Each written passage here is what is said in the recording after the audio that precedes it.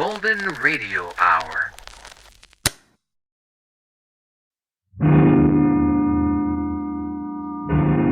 Escape. Escape tonight to a raft in the South Pacific.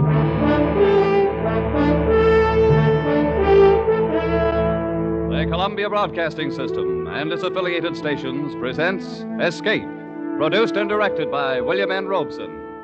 This, the last of the summer series, is The Fourth Man by John Russell.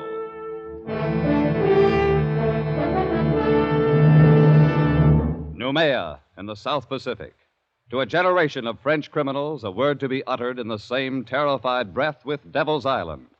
The penal colony at Noumea, where the cutthroats, garrotters, and sadists from the dregs of French society were sent to a living death. Tonight we invite you to escape from Noumea in John Russell's The Fourth Man.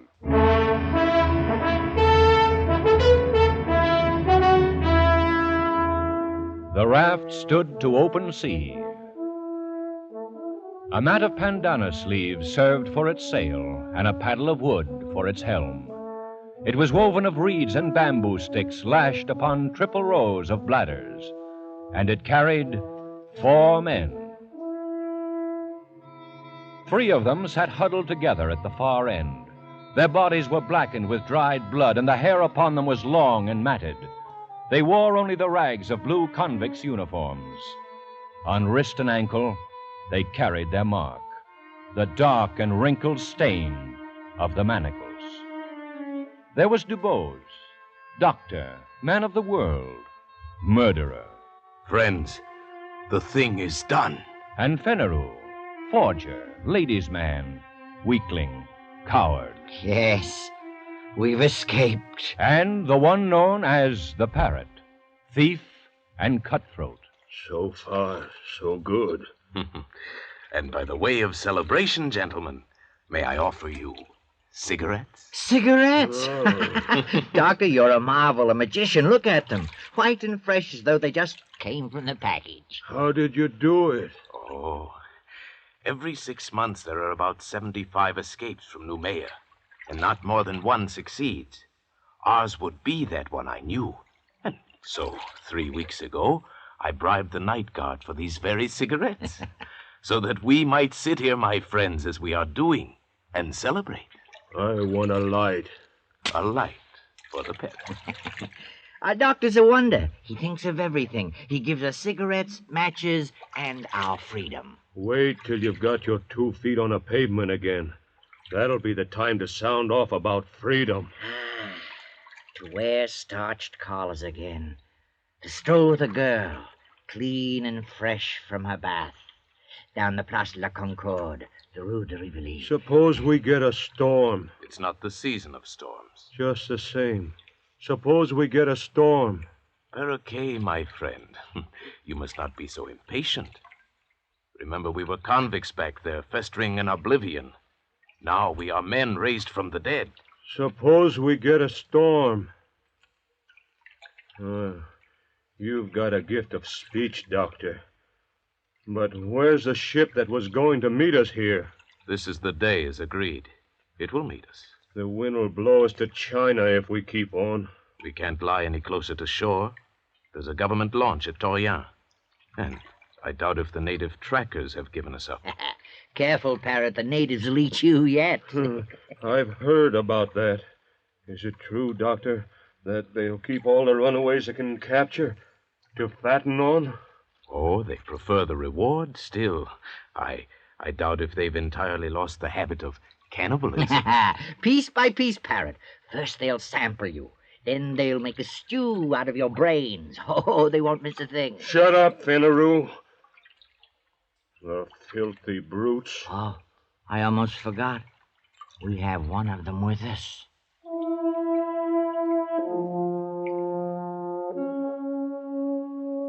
The 4th man was steering the raft. He sat crouched in the stern, his body glistening with spray. His huge dark hands held the steering paddle. He was motionless, like an idol, his eyes fixed on the course ahead. The 4th man on the raft. You are looking at a Canuck, my friends. You will see nothing superior. No line of beauty to redeem the low angle of the forehead, the knobby joints of the body. Nature has stamped him with the mark of inferiority, and he has set the final seal himself with that twist of bark about his middle, that prong of pig ivory through his nose. Yes, but nonetheless, he's a man, and there is a price on our heads. He could be taking us where he likes. Calm yourself, Fenneru. This is a very simple animal. An infant, really. Does that mean he couldn't double-cross us? It does. He is bound by his duty. I made my bargain with his chief up the river, and this one is sent to deliver us on board our ship. That's the only interest he has in us. And he'll do it? He will. That is the nature of the native. No, I don't trust him, not for a minute. The brute. The animal. You! It's you I'm talking about. You dirty brute. Save your breath, Parrot. He speaks no language, only a few noises, a few signs. I don't feel right on the same raft with that. Well, burn yourselves up in the sun if you like, but me, I'm going to crawl under a mat, get some sleep. Yes, we should all sleep a little, conserve ourselves. And when we awake, our ship will be here. A saucy little topsail schooner, a mast standing out against the sky, and we'll be on our way to France. Yes, sleep, my friends.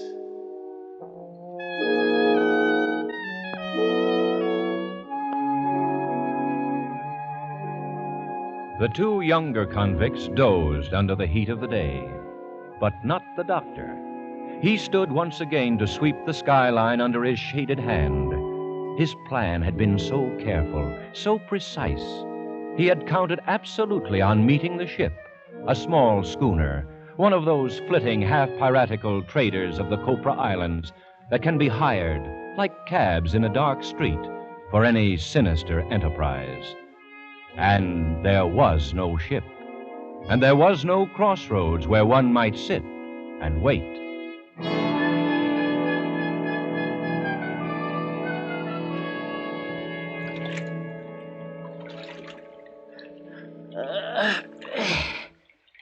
Good morning, Doctor. It's afternoon, Fenneru. Oh, yes, so it is. I slept like a corpse. Hey, where's the ship, Doctor? It was going to be here when we woke up. It will be. Oh, I'm thirsty. I'm dying with thirst. So we all, Fenneru. Where's the flask? I'm roasted in the sun. You'll just have to roast some more. This crew is put on rations. What are you talking about? Where's that water? I have it here. So you have. Do you think it's yours? No. It's ours, Parrot. I want a drink, Doctor. Think a little, Parrot. We have to guard our supplies like reasonable men. We don't know how long we may be floating here. Oh, so that's how you talk now. You don't know how long. But you were sure enough when we started. I am still sure. The ship will come. She cannot stay for us in one spot. She'll be cruising to and fro until she intercepts us. And we must wait. That's good. Wait. And in the meantime, what? Fry here in this heat, our tongues hanging out, while you deal us out water drop by drop? Perhaps. No. The man doesn't live who can feed me with a spoon. Unless you would die very speedily, we must guard our water. We can only do our best with what we have. All right, Doctor. Do your best. Give me a drink. You may have your share, of course. But be warned. When it's gone, don't come to us, to Fenneru and me. Yes, what's fair is fair. My drink. Very well. Oh, a thimbleful. One thimble. This way we should have enough for 3 days, maybe more, with equal shares among the three of us. That's right. There are only 3 of us. You were thinking of him, Fenneru, of our pilot? He looks somewhat like us, doesn't he? But his body has never known clothes. His feet, shoes. His heart is never known the swelling that comes with feelings of love or beauty.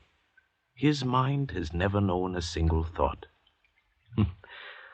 Look at us three, gentlemen. You, Fenneru, a forger. You, Parrot, a thief. And I, Dr. Dubose, of Paris and Marseille, a murderer. And yet, we are civilized men, and this is a savage animal. And our provisions are for civilized men only.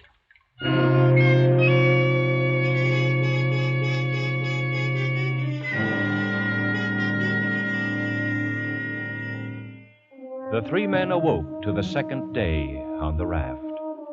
They looked and saw the far round horizon and the empty desert of the sea and their own long shadows that slipped slowly before them over its smooth, slow heaving. The land had sunk away from them in the night. The trap had been sprung. As the savage sun kindled upon them with the power of a burning glass, a calm fell, an absolute calm. The air hung, waited. The sea heaved and fell in polished undulations, and the sun shone, driving in under their eyelids like white-hot splinters. They crawled to the shelter of their mats, gasping, shriveling. And the water, the world of water, was slack and thick as oil. Oh, how lonely it is. Dr. Dubose, Yes, Parrot? look around you. What do you mean? Go on, look around. What do you see? I see water, Parrot, and the horizon. What? Nothing else. Oh, don't you see a ship? A saucy little schooner? Those were your words. Well, where is it? Why don't you see it? It will come. Will it comfort us to be dead when it comes? You say that you count on your friends, but suppose they leave you to rot here. Leave Parrot and me to rot here. That would be a joke, eh, Doctor? To wait for a ship that will never come? It will come. My friends will not fail me. Why? How do you know? How can you be so sure? There's a safety vault in Paris, full of papers to be opened at my death. Those papers contain confessions. No, gentlemen, my friends will not fail me. Parrot, a moment ago, you asked me what I saw. Well, There was something I neglected. what's that? I see a Canuck on this raft with us. He does not join us. He does not look at us. He sits on his heels in the way of the native, with his arms hugging his knees. He sits at the stern, motionless under the shattering sun, gazing out into vacancy. Whenever I raise my eyes, I see nothing else. Only this Canuck. He seems to be enjoying himself quite well. I was thinking so myself. The cannibal. The savage. He does not seem to suffer. What's going on in his brain? What does he dream of there? He looks as though he hates us. Dirty rat. Maybe he's waiting for us to die. Maybe he's waiting for the reward. At least he wouldn't starve on the way home. He could deliver us piece by piece. How does he do it, Doctor? Hasn't he any feeling? I've been wondering. It may be that his fibers are tougher. His nerves. But we've had water, and he hasn't. And yet, see his skin. It's moist and fresh. And his belly, fat as a football. Don't tell me this savage is thirsty. Is there any way he could steal our supplies? Certainly not. Suppose he has his own supplies, hidden. What? We'll see. Search the raft. Come on, we'll learn his secret. Here, look under the mats. Tear it apart. I'll push him aside. Anything there? No. Gentlemen! We were mistaken. He has nothing hidden. You're wrong about him, Doctor. You say he has no understanding. There's one thing he can understand. Pain! Parrot, not so much. That's enough. There's come. That'll teach you. Not so chipper now, are you? Not so happy with your luck. That'll make you feel. Well, Parrot, you feel better now, don't you? Superior. Come back, my friends. Come back under the mats. The glare of the sun is not so bad there. Oh, idiots. What's the matter with our parrot now? Idiots. Why do we look and look?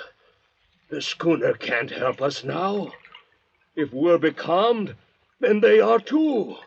Doctor, is that true? Yes. We must hope for a breeze first. Well, then why didn't you tell us? We trust you. Why do you keep on playing out the farce? You are wise, Doctor. You are very wise. Put down the knife, Parrot. You know things we don't, and you keep them to yourself. All right, but be careful. If you think you'll use your wisdom to get the best of us, be careful, Doctor, because I still have the knife.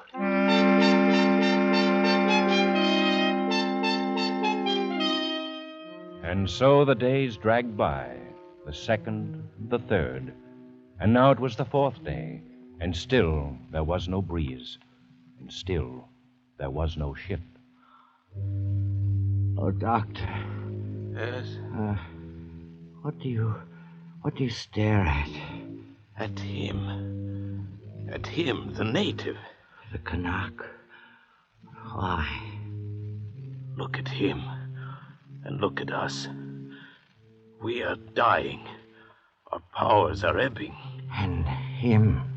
Naked, wild, brutish. He has yet to give the slightest sign of complaint or weakness. Doctor, is this a man or a fiend? A man. It is a man. A miracle. It is a man, and a very poor and wretched example of a man. Why, you'll find no lower type anywhere. Look at his cranial angle, the high ears, the heavy bones of his skull. Why, he's scarcely above an ape. Then what? He has a secret. A secret? But we see him. Every move he makes, every minute. What chance has he for a secret? Absurd. Here are we three, children of the century, products of civilization. And here is this savage who belongs before the Stone Age. Is he to win this struggle?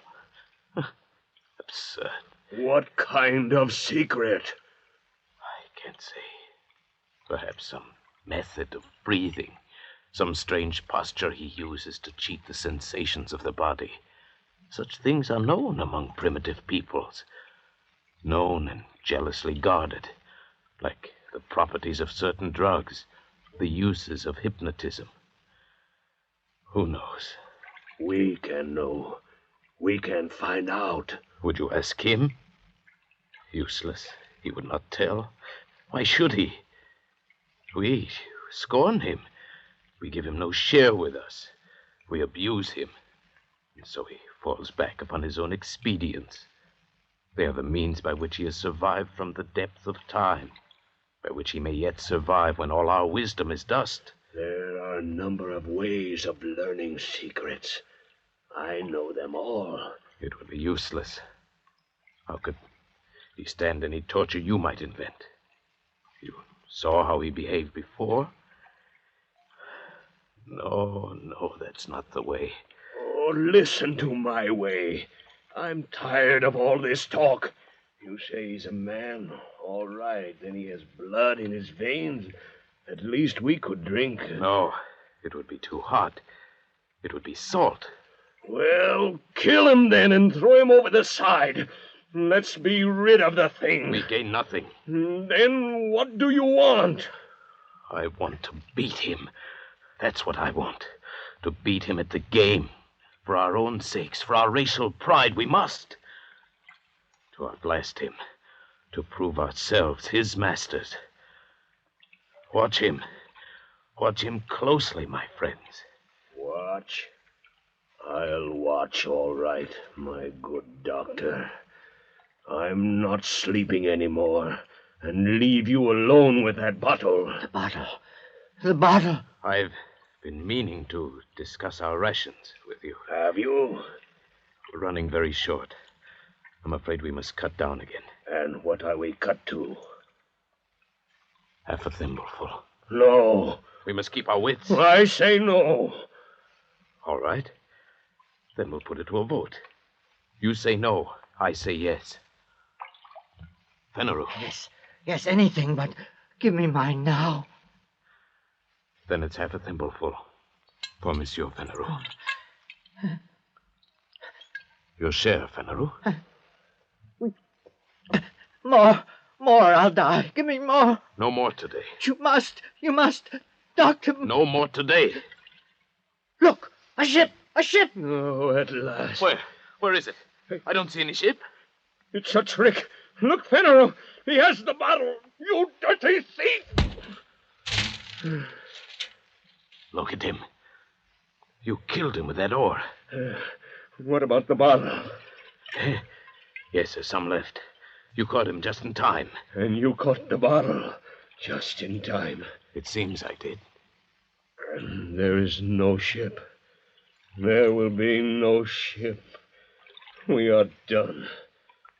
Because of you and your dirty promises that brought us here. Doctor. Liar. Fool. Don't come any closer. Unless you want this flask broken over your head. No. Oh, I wouldn't want that. Why, just think, Parrot. Why should you and I fight? We can see this trouble through and win yet. This calm can't last forever. Besides, there will be only two of us to divide the water now. Yes, that's true, isn't it? Fenneru kindly leaves us his share, an inheritance. All right. I'll take mine now. My share. Right now, if you please. Later, we'll see. So be it. Your share. Many thanks. And now, Fenneru's share. To me, please. As you say. And now, another good doctor. 3. That's enough, Parrot. No, doctor. It's not enough.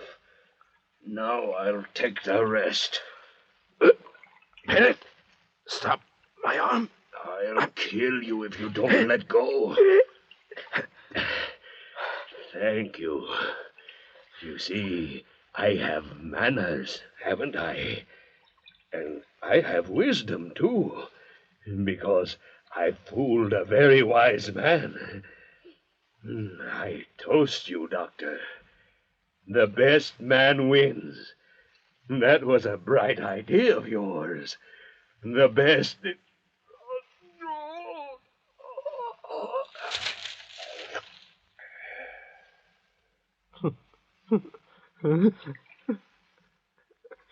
So the best man wins, eh, Parrot? You forgot I'm a doctor, didn't you? You forgot that a man cannot go without water for 4 days, then drink his fill and live through it, huh? Go on, Parrot. Gasp out your worthless life. While I laugh. Yes, the best man always wins, Parrot. The best man... So, best man wins, yes, Doctor. You forgot my knife, didn't you? Forgot me lying at your feet. Gave me up for dead, didn't you? But now it is I, Fenneru, who will outlast the two of you. Yes, my good doctor. The best man always wins. Fenneru, you fool. water. It's running out. Hey.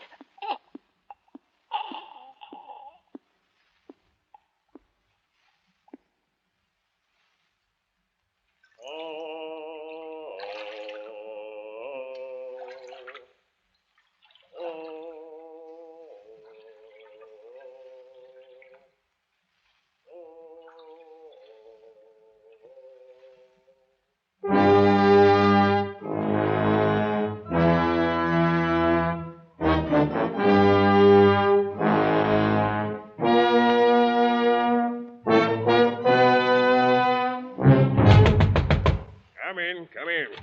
Captain, longboat's back, sir. All right, send Marteau in. He's right here, sir. Bad luck, sir. The raft was here all the time, not 10 miles away from us. Ah, that calm. Well, where are they, the passengers? We're too late. They're all dead. All dead, huh? Yes, one stabbed to death, another skull crushed, the other fried by the sun. They're all dead. Well, then, all the better. Of course, there's nothing to feed. Yeah, but how are you going? Hogsheads, my friend. The hogsheads in the afterhold. Fill them nicely with brine, and there we are. I don't understand. Oh, you're dull, Marteau. Very dull. The gentleman's passage is all paid. Before we left Sydney, I contracted to bring back 3 escaped convicts. Well, I'll bring them back, pickled. So if you'll go back, Marteau, and bring them aboard for the trip, I'll be much obliged. Very well, sir. Oh, there's a 4th man on the raft, Captain. A Kanak. He's still alive. What do we do with him? A Kanak? No word in my contract about any Kanak. Leave him there. He's only a savage. And so Dr. DuBose and Fenneru and the parrot went aboard for the long trip to their beloved Paris, their bodies pitching and rolling gently in the huge vats of brine. On the raft, the 4th man raised his head slightly as a wind freshened from the west.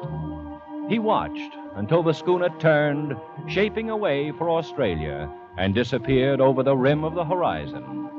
Then he spread his sail of pandanus leaves and headed his raft eastward, back toward New Caledonia, back toward home. Feeling somewhat dry after his exertion, the native plucked a hollow reed at random from the rushes on his raft.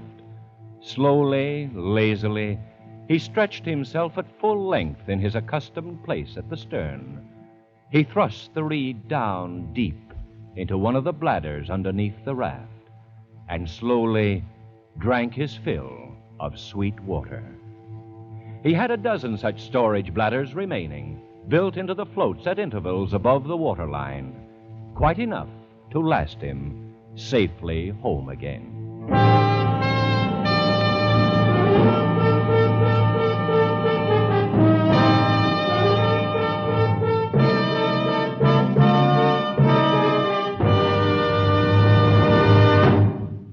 Escape is produced and directed by William N. Robeson. The 4th Man by John Russell was adapted for radio by Irving Ravech, with Paul Frees as Dr. DuBose, Joe Kearns as Fenneru, and Nestor Paiva as Parrot.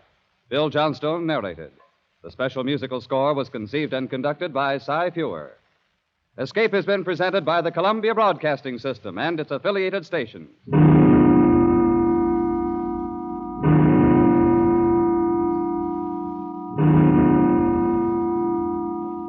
Be sure to be with us next Monday night when the Radio Theater returns to the air with Betty Davis and Glenn Ford starring in A Stolen Life. Remember, next Monday evening from 9 to 10 p.m. Eastern Daylight Time, the Lux Radio Theater starts its 14th year over CBS. The play, A Stolen Life. The stars, Betty Davis and Glenn Ford. This is CBS, the Columbia Broadcasting System.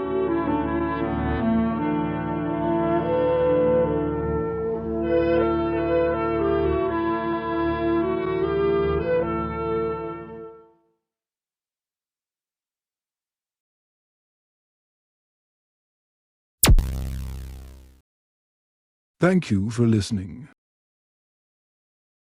Please like and subscribe.